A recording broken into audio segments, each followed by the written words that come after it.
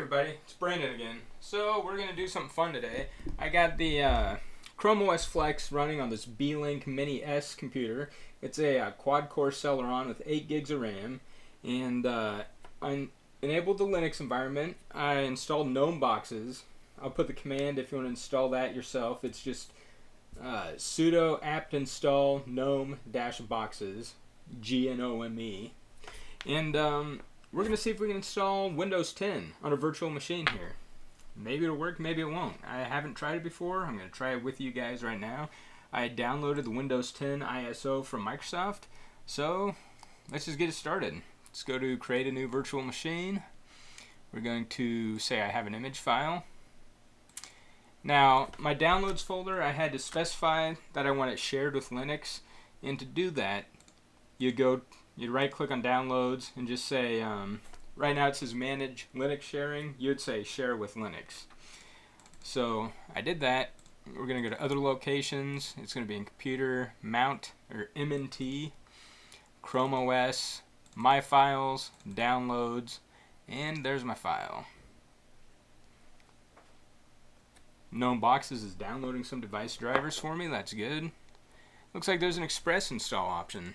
That's neat. Give myself a username.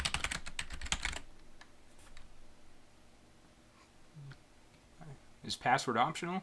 I don't know. Let's just put one in. Hope I remember that. Do I have to put in a product key? I don't have a product key. Alright, let's turn off express install. And just do it the old-fashioned way. Resource allocation. They're going to give me 2 gigs of RAM. Yeah, for just testing, we'll just do 2 gigs. They are recommending a, 40 gigs of space.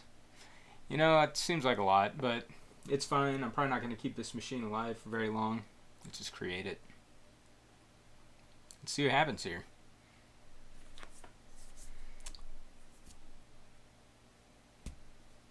The installer might be loading, so this is good. This is positive.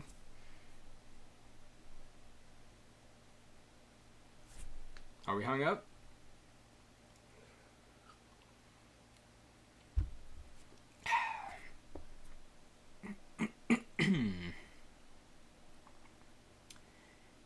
Oh, there we go. There we go, guys. Let's see what happens.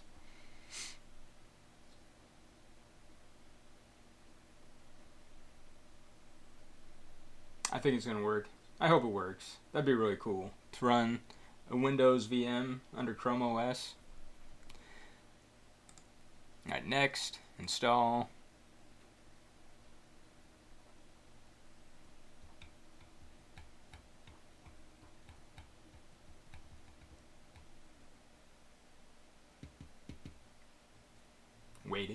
Waiting. And while we're waiting, why don't you just subscribe to the channel? You know you want to, right? Alright, you can say I don't have a product key. They don't ask you which edition of Windows you have. We're going to say, let's go Pro. Why not?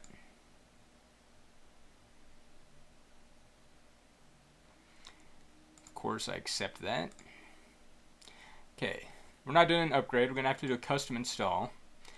We're going to use this entire disk. So all you got to do is select it and say next. And now we're installing. So this will probably take a few minutes, so I'm going to pause the recording. I'm going to come back after the install is done, and we're going to see if it worked. So, see you soon.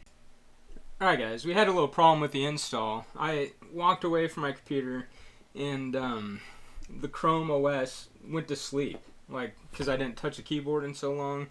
And when I woke it back up, the Gnome Boxes was frozen. So I'm going to have to quit out of it, and I'm probably going to have to restart the install again. And this time I'm going to change the power settings so it doesn't go to sleep so fast. That was a stupid mistake on my part. I should have been paying attention, but I wasn't. So I'm going to stop the video again and come back to when I'm back to where I was before I mean, look how close I got. So sad, but I'll be back. Alright guys, I'm back. So I went ahead, restarted, did the install again, and once again it got around the 90 to 94% range, and then it crashed. So I'm starting to think maybe it had nothing to do with the computer falling asleep there. I was thinking maybe I just didn't even give, maybe 2 gigs of RAM wasn't enough for this machine. But so then I started again, and this time instead of Windows 10 Pro, I thought I'd kick it down to Home Edition. Maybe that'll install less stuff and it would go through. And it appears like it just went through. It seems like it's, well, it's shut down to restart. I don't know if on Gnome Boxes it's going to start back up on its own or if I'm going to have to start that up manually. So if it doesn't restart in a second here, I'm going to start it up. But, so that's one thing to keep in mind. Maybe I should have did 4 gigs of RAM instead of 2. Maybe that's why it was freezing up. But when I did kick it down to Windows 10 Home Edition, the install went through. So let's boot it up and see what happens. So just to recap, trying to install Windows 10 Pro on Gnome Boxes with only 2 gigs of RAM crashes 2 out of 2 times. But on Windows 10 Home it worked. So let's see what happens. Like I said, I mean, this computer has 8 gigs of RAM in it. I could have gone up higher than 2. Maybe I should have. If I was actually going to use this on any sort of regular basis, I probably would have done more than 2. But again, this is just a test to see if it can actually work, if it's doable. If it is, you can obviously give it more resources as needed. So here it's getting ready. I still think it's going to work ultimately. I did on I have another video on the channel you can check out where I took my little laptop.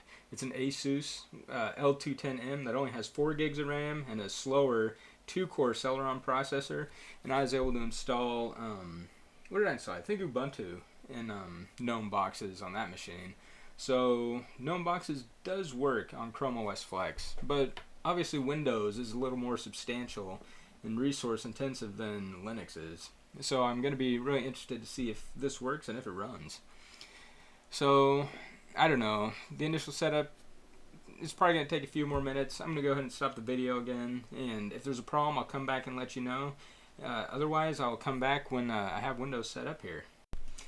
Alright everyone, we're back. We got Windows 10 up and running on here. The installer just finished. So, here we are on the desktop. Let's see. I'll click it on start.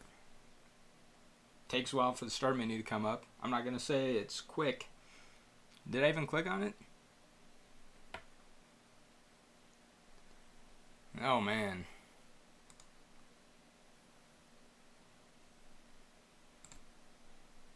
Here we go.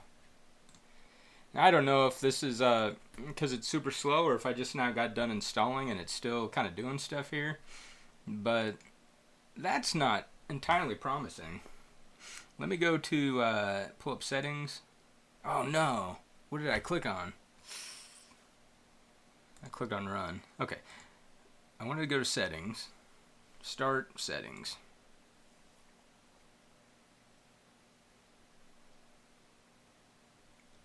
When it's this slow, you click on something that doesn't do anything and you're thinking, did I click on it? I don't know. And let's go to System and see what it thinks we have.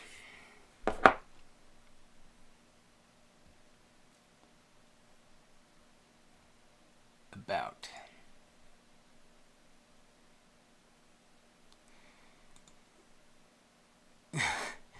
Alright. Yeah, my Celeron, 2 gigahertz, 2 gigs of RAM going. Can I get the task manager up? I wonder how many CPU cores it's exposing to this. It didn't give me any options setting it up in Gnome Boxes. Task Manager's not responding. Very nice. Let's get more details.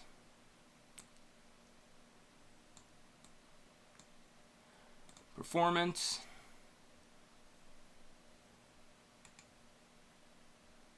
Let's see, sockets 1, virtual processors 4, okay.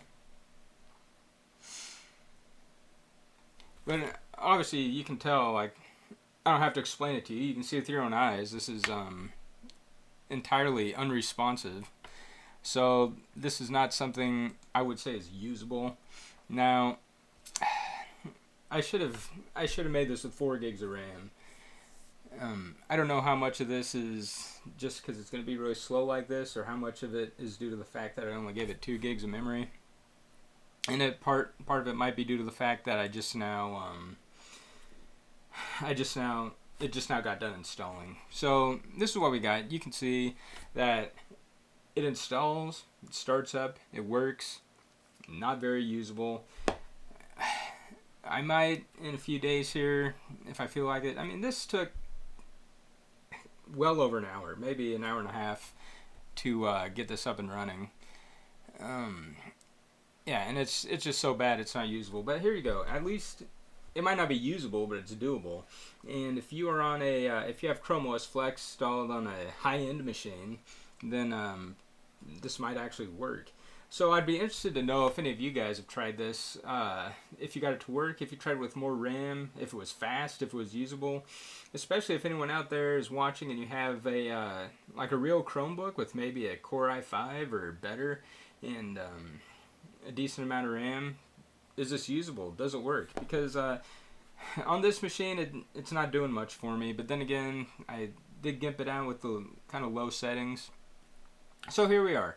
At least it's there. At least we know it's possible. And but like I said, I'd be interested to know in the comments if any of you have tried it, what experiences you have. You can download the Windows ISO for free. You don't have to have a product key. I'm not going to activate this. In fact, when I'm done recording here, I'm going to delete this machine from Gnome Boxes because it's worthless. Well, first I'll see if I can turn up the memory. I wonder if I could just stop it and do that. Well, it's so unresponsive now, I can't even do anything. I think it's frozen up, so I'm not going to mess with it now. But, so that's what's up. I hope you guys learned something. If you like the video, say you liked it on the channel, please, and subscribe, and let me know what else you want me to check. I'm doing this on the Beelink Mini S computer, very low end. Well, CPU-wise, low end. But for a lot of things, it's been running pretty good. This is not running good. But let me know what you guys think. I hope you enjoyed the video. Goodbye now.